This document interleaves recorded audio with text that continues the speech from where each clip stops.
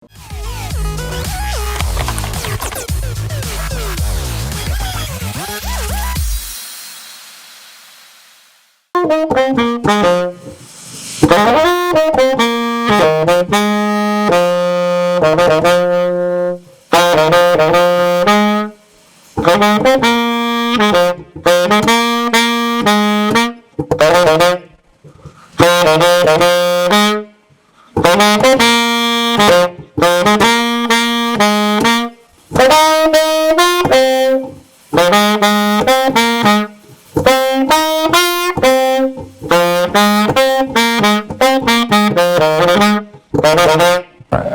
name is Maberu, originally known as Temitope Fagunwa.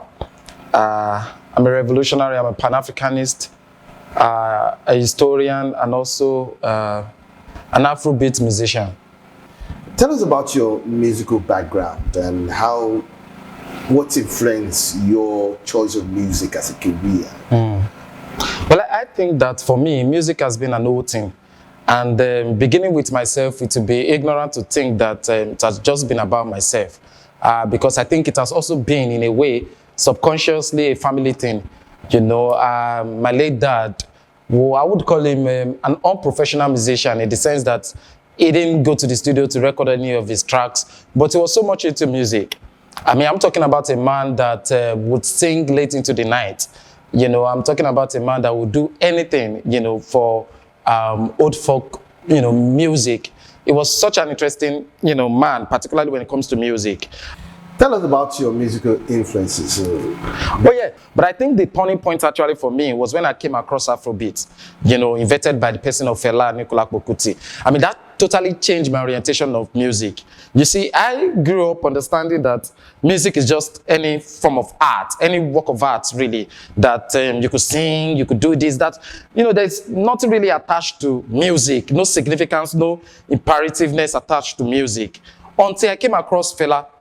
You know, I came across Fela and I, you know, understood immediately that music is such a potent weapon actually, that music is powerful. You know, you can use music to, you know, codify the history of a society, codify the history of a people. And, you know, it can actually be used as an instrument of social change and what have you. So coming across Fela was really a turning point for me, and I've worked I mean, ever since I did, I agree that I must continue to work that part in terms of, you know, ensuring that the mass of our people understand the relevance and importance of music as created by the person of Fela. But I think what I discover about Afrobeat is that it is well ingrained in the social realities and conditions of the African people, particularly on the continent. And discovering Afrobeat, I realized that my work actually, as an art person, to some extent can be extremely influential. Now, what do you consider as the essential elements of your music? Well, I think it is this. Being an historian, an academic historian, I've understood the fact also that through my music, I can, you know, tell the things that I would, you know, say the things that I would love to say in the classrooms, or the things that I've been saying in the classroom for over a decade, you know. And then, therefore, I see my music as a historical monument, sort of, wherein people could go into and understand their past, particularly the African people, you know, where they are coming from. For instance, I have this single that hopefully we will release it before the end of the year. We call it Things Fall Apart. Things Fall Apart, I mean, of course, as you know, put together by the person of what's his name? Chino Achebe, you know, speaks about the mass of the African people, you know, talk about our long history with Christianity, our long history with the invaders, the colonizers of the African continent. In that music, we attempted to, you know, codify all of those histories within just a 12-minute, you know, single, you know. So what that means is that for me, my understanding of my music, my duty as a musician, is to pass the message across about who we are, you know, where we are, and importantly, where we are still going as African people. You talked about Fela Anikulapo Kuti as one of your musical influences during the course of this conversation. And Fela is known for the afrobeat. He created afrobeat. And afrobeat has spread to to many corners of the world today, and it's still very popular among many fans around the world. Now, how will you describe, compare the Afrobeats that Fela, of Fela's Afrobeat and what we have today? Has there been changes? Has Afrobeat evolved?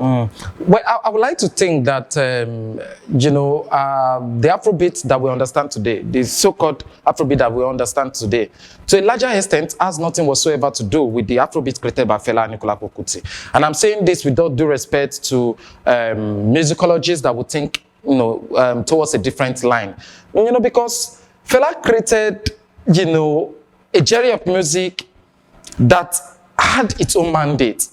And beyond that, that had its own, instrumentations and background. For instance, you cannot say you are playing Afrobeat for if you do not ingrain your Afrobeat within proper instrumentations, you do not have the saxophones on, you do not have, the bass lines, deep-rooted bass lines, and of course, the typical, drum lines and what have you. But beyond the settings, beyond the instrumentations and what have you, Fela created, like I said earlier on, a genre that had its own mandate, that had its own focus, essentially. Because every genre has its own focus. People don't understand this. Traditional jazz, to a larger extent, is still rooted within the context that created it.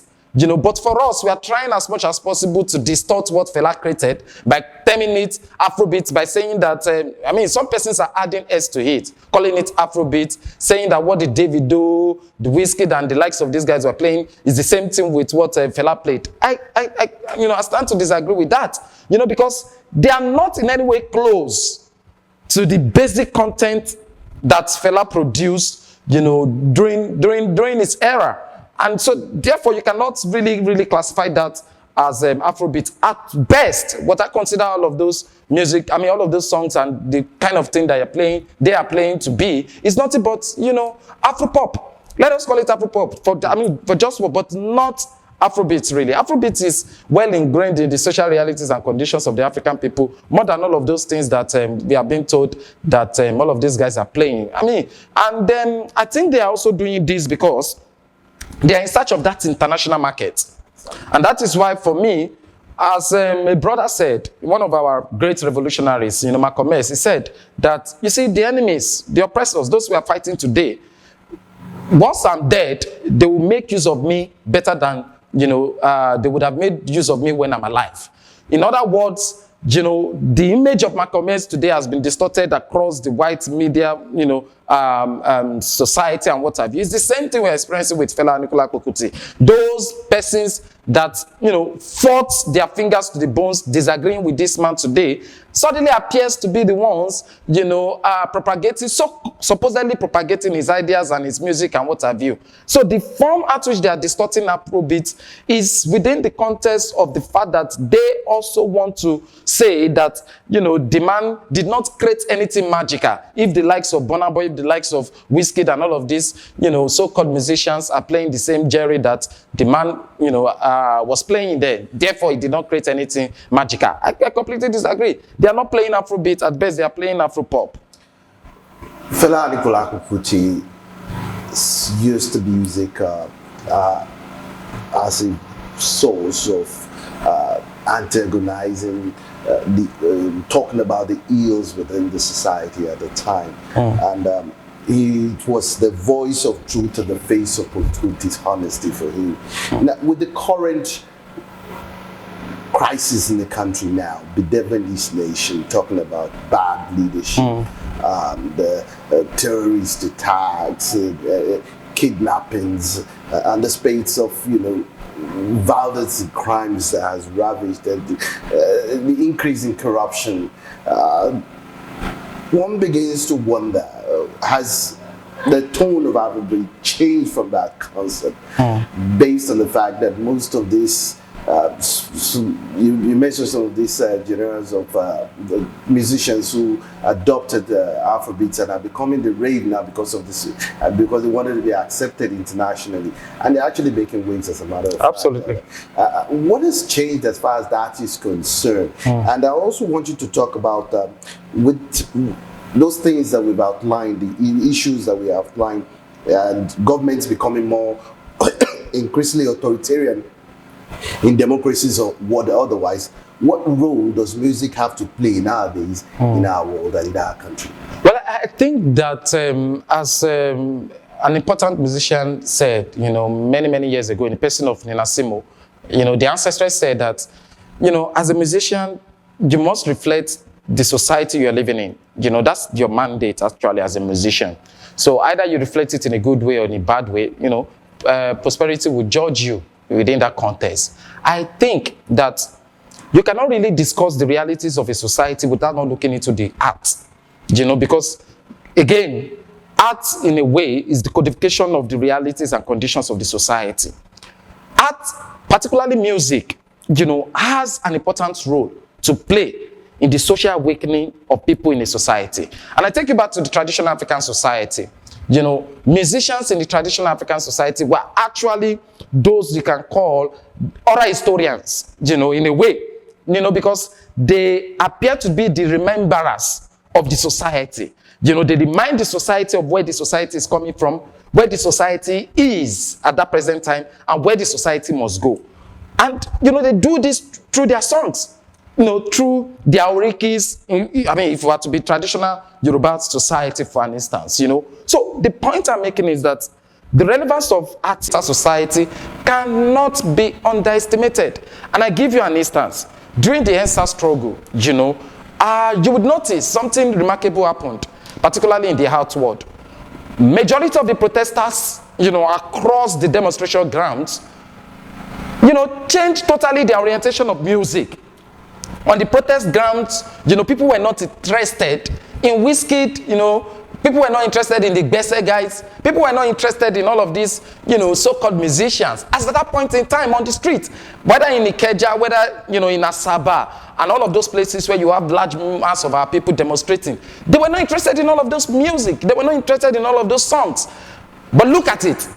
The songs that people continue to demand for at that material point in time were the songs of Fela, were the songs of Idris Abdul Karim, were the songs of African China.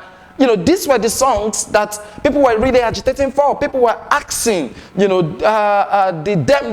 organizers to play for them. So what that tells us is that, good music would always, stand, in front of the mass of the people, will always exist. Will always wipe up any form of sentiment, in the sense that good music do not die.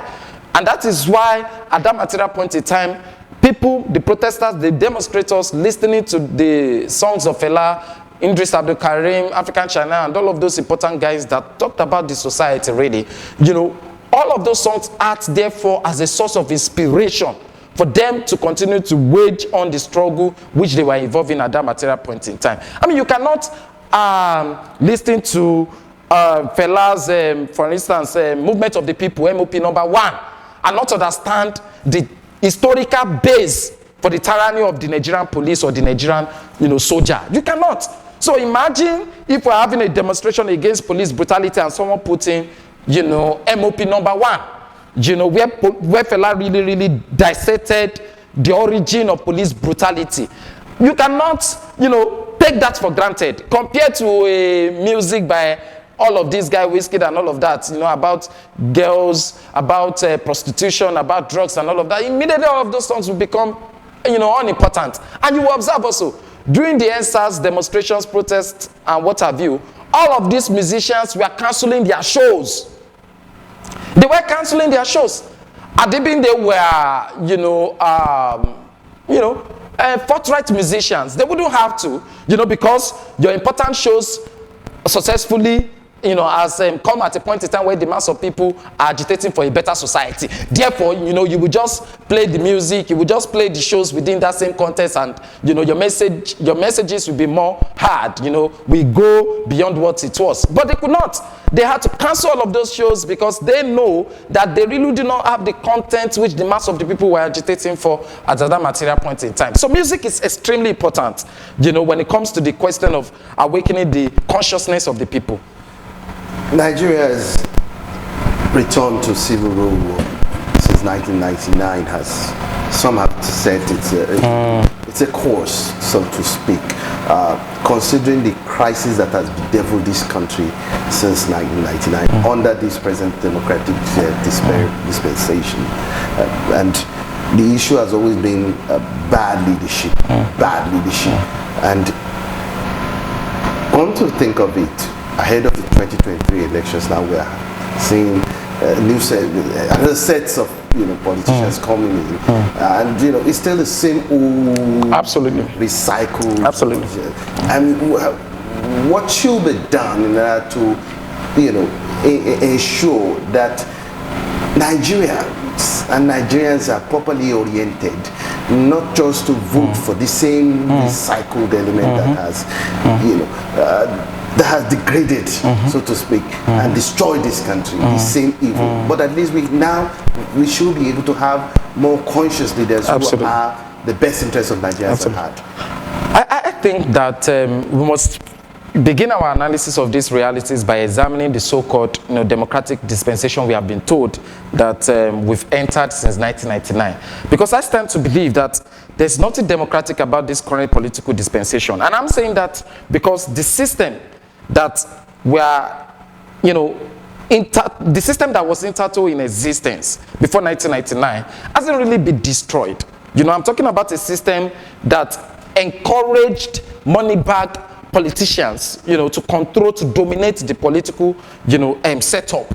And when you examine what we have today, you understand the fact that not much, differences can we pinpoint to, because the so-called democratic dispensation we have been told that, we have been enjoying since 1999 is just another form of, militarization of the political setting. What Klodake has called clearly, the militarization of the political space, the militarization of, public resources. Because during the military, you have a scenario where a few members of the ruling class, dominate the entirety of the, affairs of the country. But what this so-called democratic dispensation has brought is that a handful number of persons from the civilian, so-called civilian, environment or setting have also been introduced into the mass embezzlement of the vast resources of the people. So really, we are talking about a democratic dispensation that permits the oligarchical control of just the fewer members of the political class. You are talking about a system that allows a tiny minority to control, the political parties. And that is why when you look at what is happening in this country today, you cannot say that you want to become, for instance, a councillor. If you haven't stolen some amount of money.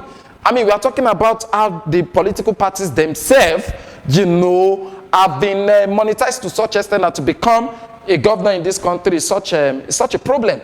But again, all of these realities pinpoint to one thing, to the backward electoral system that we are operating under. Because that point must be made clearly. Some persons have been saying that, it's about individuals. That if you have a Buhari tomorrow, if you have, now they are purporting that Tinubu would, change the narrative and what have you. But this is nothing but an illusion. Because the electoral system in itself is authoritarian. The electoral system itself permits the control of a tiny, minority in the country.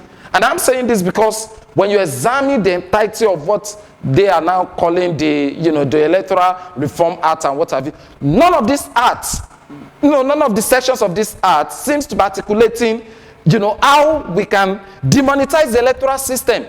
Because for an instance in 2015, we were told that the most expensive election to be ever held on the African continent was held in Nigeria in 2015. The most expensive election, ever to be held on the African continent was held in Nigeria in 2015. But what has been the outcome of that election? Nothing but more suffering for the mass of the people. We are talking about an election that has brought us to where we are today. We are talking about an election that has, introduced us to an hyperinflation, realities. We are talking about an election that has made it almost impossible for us to be able to call ourselves human beings even at this material point in time. We are talking about an election, that has really brought the currency of the country to, a total collapse. So the point we are making is that for us, we are not over glorifying this so-called democratic dispensation because we do not even believe in it. Because it is nothing but, the making of a bourgeois, setup. And so the question of way forward, must clearly be understood. Nothing miraculous can happen in this country under this current setup. Mass of our people must understand this reality. In spite of the agonies of the people, you have the likes of Tinubu going from, one office to the other, going to the president, going to ex-president to tell them that he wants to become the president of this country. But he dare not have, one-on-one interaction with the mass of the people because, we have not even been respected in this country. Because you would have thought that an aspirant to such position, would visit, the mass of the people, maybe in town halls, but they do not even have what it takes. They have lost the credibility and what have you. So had not been for the backwardness of our electoral system, Tinubu wouldn't even have appeared, more so to come up with the fact that he wants to become the president of this country. So we must destroy the electoral system. If we do not destroy the electoral system, which is rooted in a very backward socio-economic, realities, nothing fundamental will happen in this country. And that is why for us, we are not even waiting for 2023. We are saying that if this government, and all of its institutions and apparatus, if they do not see the need to totally destroy all of these creations that they call systems, we will, organize the mass of the people to destroy all of these backward systems and create a better society for the mass of the people, under a very, very, clear-headed, agenda and perspective. Also, a pan-Africanist. One important book in African studies is Walter Rodney's book, How Europe Underdeveloped Africa. Don't you think it's high time Africans began to look at how Africans themselves underdeveloped Africa instead of blaming the West? Well, I think this is it, that for whatever it is, we must understand, as Kwame Nkrumah has told us a long time ago, in his book, Neocolonialism, the Last Stage of Imperialism, that to examine the problem of Africa today, you must look at how foreign influences and also internal dynamics, seems to be responsible for this underdevelopment. And that is why for us, we think nothing has really changed from the era of colonialism. And that is why the appropriate word for the African continent today is nothing but a neo-colonial continent. A neo-colonial continent within the context of the fact that, the colonial structures and institutions are still very much alive. We are just talking about the electoral system. We are just talking about the political and socio-cultural economic systems. These systems are nothing but the creations and making of the colonialists, which are still rooted in our realities and conditions today. Who are responsible for these systems? Who are responsible for these structures? Nothing but the colonizers, and of course, colonialism itself wouldn't have been possible without, the complicity of a number of indigenous persons within the African continent at that material point in time. The point is that, the so-called members of the political class on the African continent today are responsible for the continuous existence of neocolonialism. And that is why for us, our approach, can be best described within the context of a two-way thing. We condemn, the continuous existence of the colonial structures and institutions, and we also condemn the African ruling class, members of the African ruling class who are responsible for the continuous existence of these systems.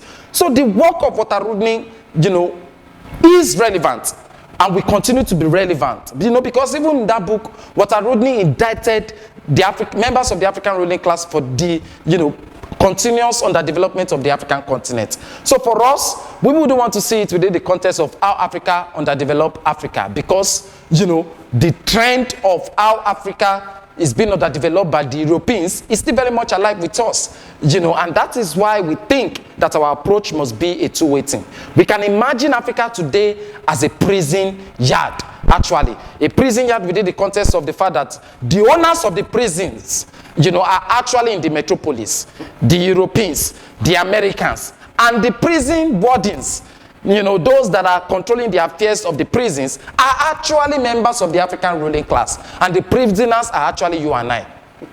Yeah, talking about prison, I mean, one of the arguments being put today about Africa by some people is that the African continent today is not so much better off than it was even during the colonial era. Absolutely. Especially with the numerous crises, wars, conflict, and bad leadership. But isn't that worrying? Of course it is. And you see, the disappointment of, the period of decolonization is that the critical thing about independence was not stress, which is nothing but economic independence. And that is why for us, we do not even call it independence. We call it nothing but flag independence.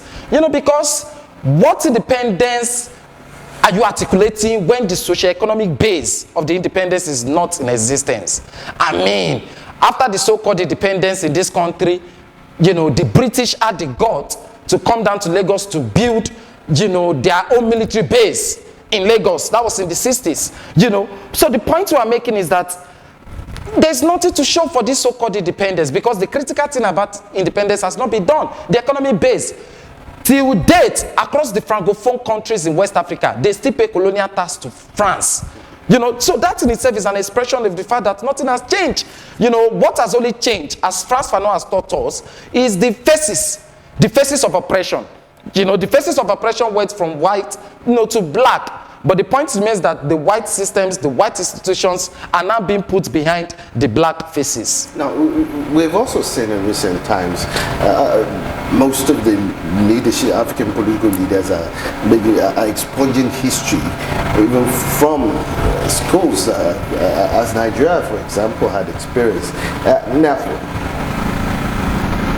talking of the fact that history is a very important subject, don't you think also that is the quality of the followership that reflects the quality of leadership that we have today? Well, I wouldn't want to subscribe to that, because this is it. Like, you have children in a compound or in a household, I mean, as a child, I want to be like my dad. I grew up understanding that my dad is about the best figure on planet Earth. And everything I did growing up was just to be like him, was just to be a reflection of who, he was. The point I'm making is that you cannot delineate who the followers become, from who the leaders are. Because as Fela has taught us, in one of his beautiful, tracks, he said, the people, ordinary youth want to be like the leaders. It was in his, I think, on the one on underground system. The young people, waiting leaders, they do. Waiting leaders, they do. Young people, they do. Waiting leaders, they do. Young people, they do. So that in itself is an expression of the fact that for whatever, inadequacies you want to pinpoint in this society, you have got to take the bulk of the blames to the corridors of members of the ruling class. People today are talking about Yahoo-Yahoo, and all and what have you. But we must clearly state that the biggest Yahoo-Yahoo, in this society are members of the ruling class. We are talking about those that said sometimes ago, that they distributed close to about 80 million naira, for COVID-19 palliatives and what have you. But the mass of the people didn't see anything. So the biggest Yahoo-Yahoo, the biggest fraudsters in this society, the biggest fake news peddlers in this society are actually members of the ruling class. And so the followers, some members of the ruling, of the downtrodden, the poor people, actually look up to these leaders, and eventually they take the attributes of their bad ways, their bad attitudes, and what have you. So the point I'm making is that the Yahoo-Yahoo guys, the tricksters, the fraudsters that we have in this society are direct inspirations from members of the ruling class. Members of the ruling class are the creation of these so-called, misguided persons that we have in this society. It's like a mirror, actually. Fela used music as a tool for social change.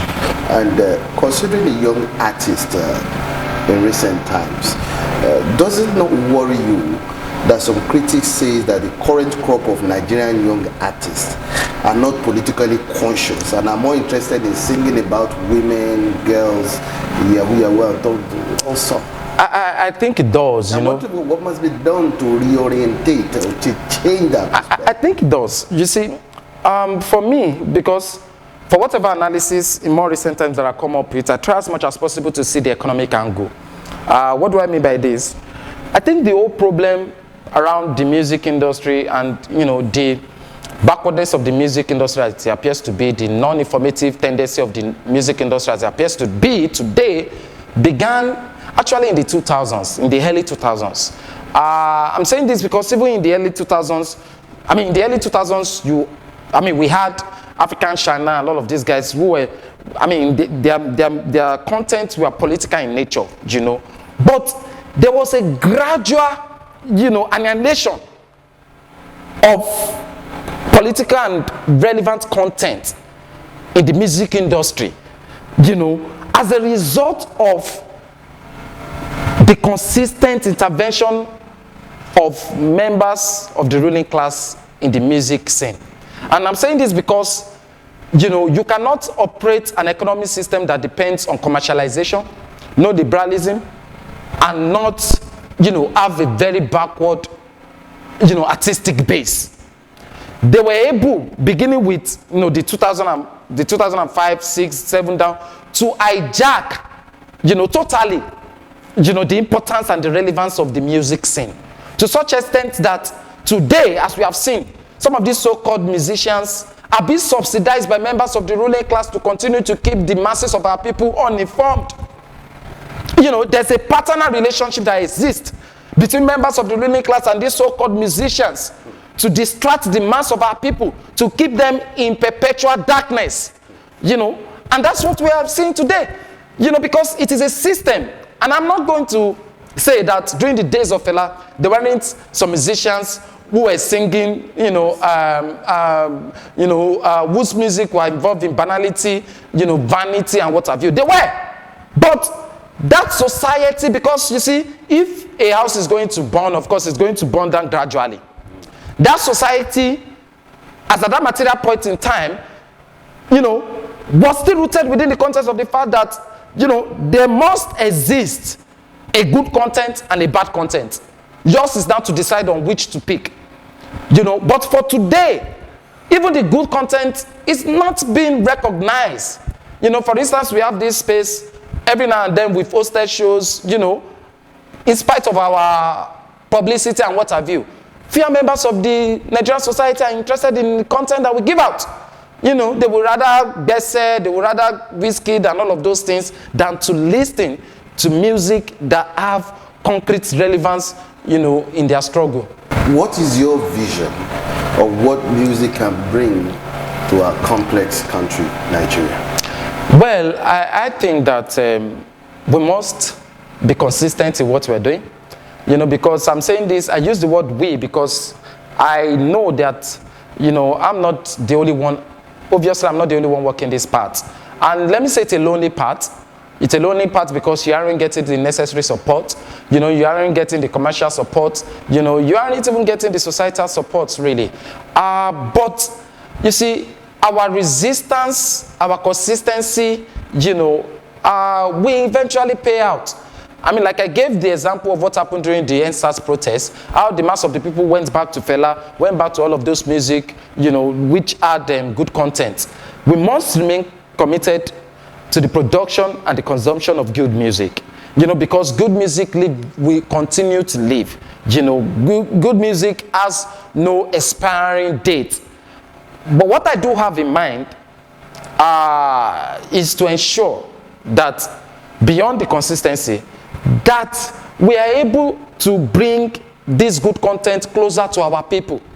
You know, because the society we are living in today is such also that, you know, if you are involved in the production of good music, you know, there's a way at which the metropolis, you know, the European society, you know, want to consume you, want to take you into their folds. For instance, the likes of Asha, You know, she has been away from this country for quite some time now, you know, because now suddenly they are the ones appreciating good content, good music, but not us.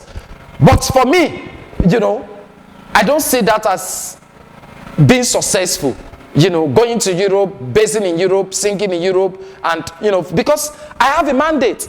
So for us that are conscious musicians, that are willing to walk this path, we must pay the supreme price of bringing our good content to the nose of the mass of our people, you know, to their corridors, to their doorsteps, you know, because if we think that, you know, the mass of our people under their current deluded state will naturally on their own walk into our shows or come down to us, you know, to listen to our good music, to listen to our good content, I think we'll be waiting on for a long one. We must take it upon ourselves.